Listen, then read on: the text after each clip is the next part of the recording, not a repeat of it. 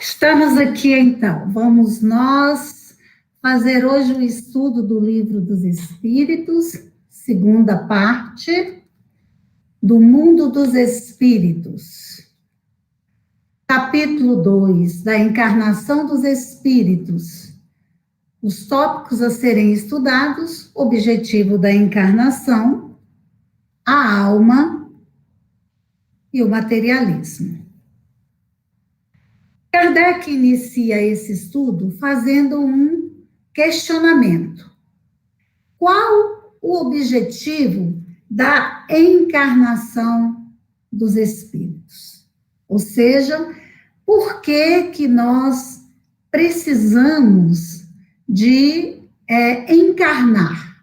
Por que nós precisamos vivenciar a experiência num corpo de carne?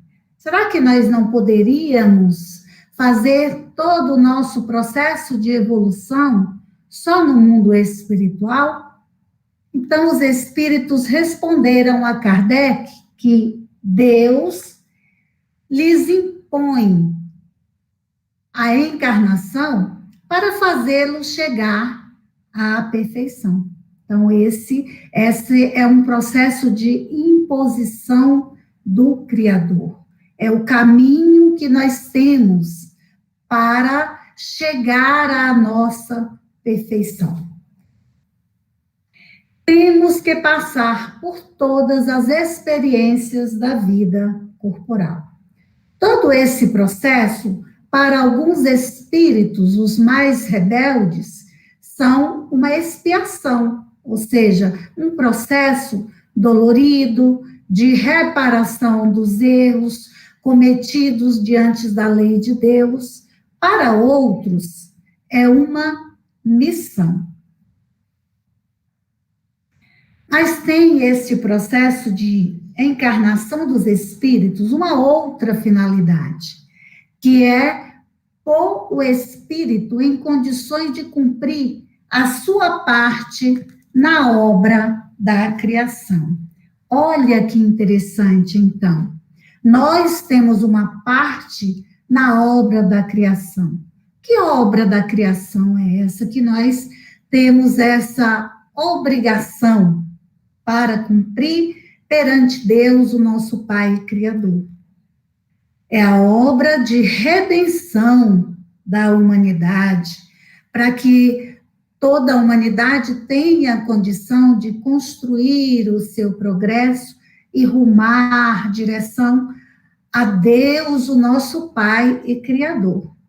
E Deus, se utilizando de uma das suas leis magnânimas, que é a lei da solidariedade, pois tudo se encadeia e se solidariza na natureza, ele faz com que, ao mesmo tempo, nós possamos trabalhar pelo nosso progresso e também contribuir para o progresso geral, né? Para o progresso de toda a obra da criação.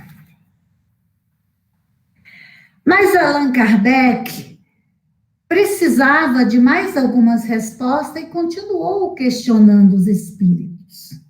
Ele pergunta: mas e os espíritos que desde o princípio seguiram o caminho do bem?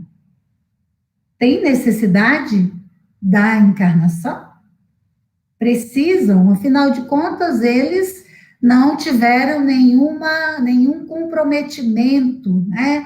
Não erraram, digamos assim. Tem essa necessidade? E os espíritos lhe responderam que todos são criados simples e ignorantes, por Deus, o nosso Pai. Simples e ignorantes do saber, e se instruem nas lutas e tribulações da vida corpórea. Então, todos os espíritos, essa é uma imposição de Deus, o nosso Pai, mesmo aqueles que sempre fizeram certo, correto, precisam passar por essa experiência da vida corporal. E na sequência, então, Kardec faz a pergunta que certamente todos nós faríamos. Mas então, de que serve aos espíritos terem seguido o caminho do bem, se isso não os isenta das penas da vida corpórea? Né? Essa pergunta, ela faz muito sentido para todos nós. E os espíritos responderam que, para esses, né, o benefício é que chegam mais depressa ao fim. Então, o fato de nós termos essa prova da encarnação para atingir esse determinismo divino do progresso é uma imposição de Deus. Aqueles que não se rebelam e que praticam as suas ações e aceitam esse determinismo de Deus vão chegar mais rápido, mas sofrem essa passagem pela carne, é o processo que nós temos para progredir.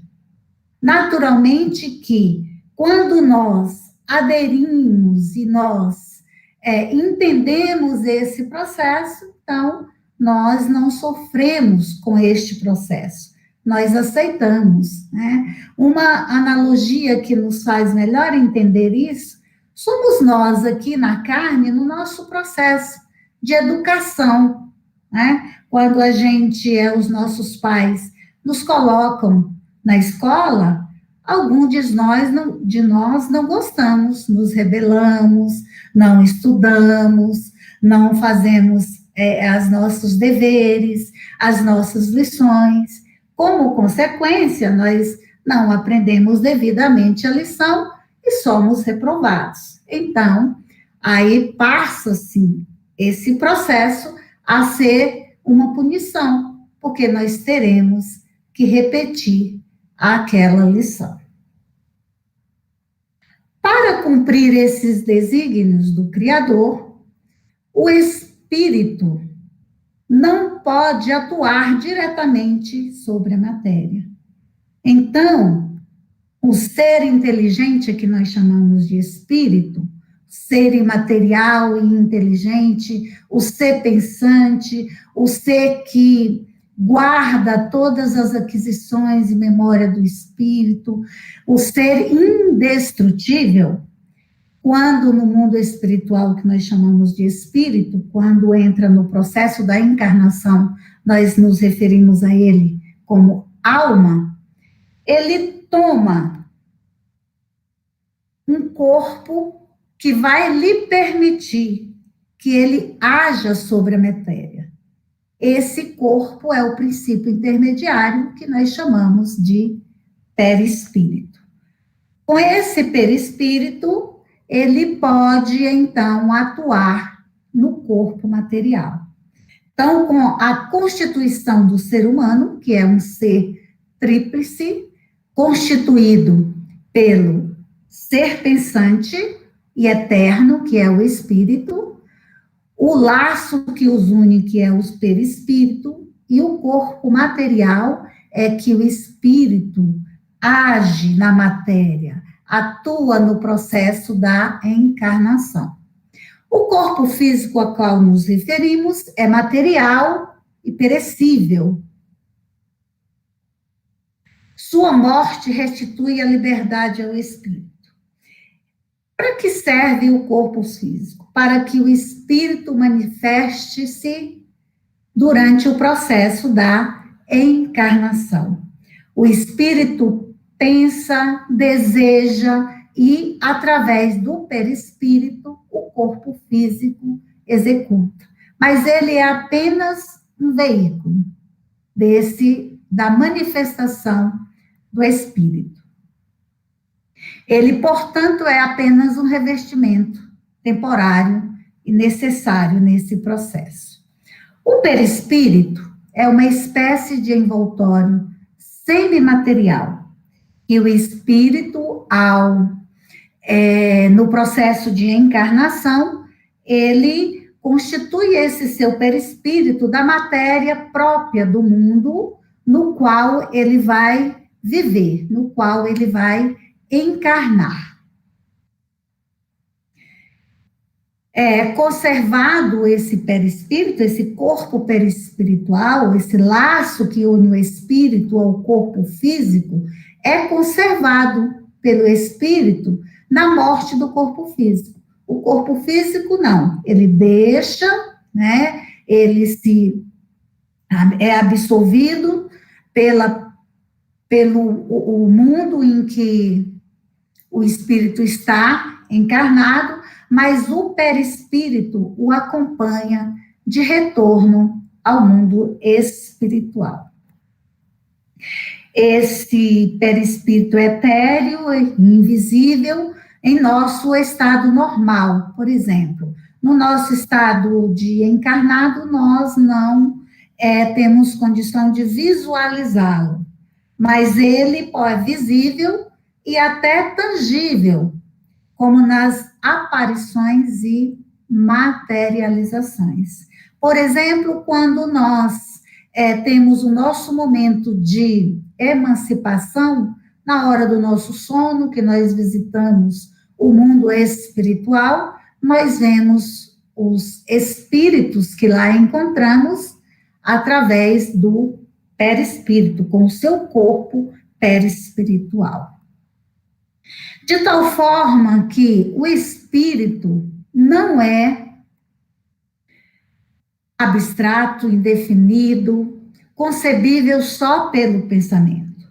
O espírito, ele é real, circunscrito, apreciável pela vista, pelo ouvido e pelo tato, quando as condições assim se apresentam para isso. Um outro aspecto tratado nessa segundo capítulo é a questão do materialismo, que se contrapõe a toda essa informação que nós trouxemos da necessidade da encarnação, da sobrevivência da alma ao corpo físico, né? Da conservação de todo esse patrimônio de inteligência e de moralidade que o espírito constrói nesse processo de encarnação. Então, Allan Kardec traz o materialismo e nos apresenta como a doutrina oposta ao espiritualismo, pois acredita que tudo se acaba com a morte do corpo físico. Procura explicar todos os fenômenos por meio das propriedades da matéria. Portanto, para a doutrina materialista, todas essas nossas aquisições, seja da nossa inteligência e da nossa moralidade, elas estariam gravadas no nosso cérebro material, o que se acabaria com a morte do corpo físico, contrariando toda essa explicação que os espíritos nos deram sobre a sobrevivência da alma e a manutenção das nossas aquisições para os nossos progressos. Allan Kardec faz um comentário sobre essa questão do materialismo, nos dizendo: se tudo se contivesse nas propriedades da matéria, como apregoa a doutrina materialista, a sociedade traria em si o germe da sua própria destruição, pois não faria sentido o bem e o mal, nada significaria.